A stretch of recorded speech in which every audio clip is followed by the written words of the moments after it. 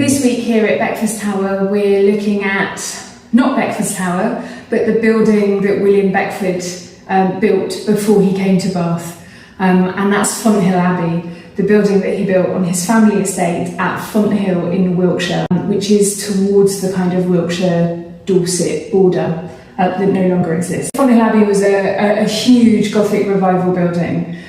Starts in around 1796, is never totally completed, but externally sort of completed by about 1812, 1813, designed by the architect James Wyatt, one of the most prolific architects of the second half of the 18th century going into the early 19th century. And it looks like a cathedral. This is the original architect's model, so this is one of the most important objects we own because it's a very, very rare architect's model. And the whole idea of building a brand new house that looks like a cathedral and calling it an abbey was a very clear move from Beckford to try and associate himself and his family to British history.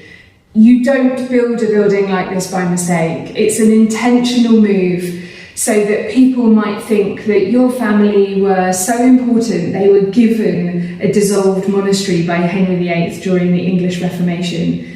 It doesn't matter that everybody knows it was built last week. It's more about the association of your family and your family's position within British history. And this kind of idea of association or historic association is what drove the Gothic revival as an architectural style in the 18th century. And it's what led to Beckford building Fonthill Abbey, which was one of the greatest examples of that style.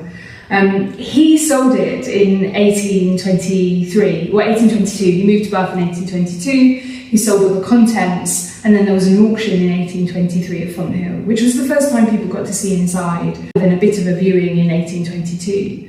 And then it fell down in 1825, so it now sits as a much smaller kind of ruin within a landscape, or building within a landscape of a private estate. And it's that real sense of Beckford having created something that was hugely influential to British architecture, to British design, but then has this kind of mythical position because it no longer exists.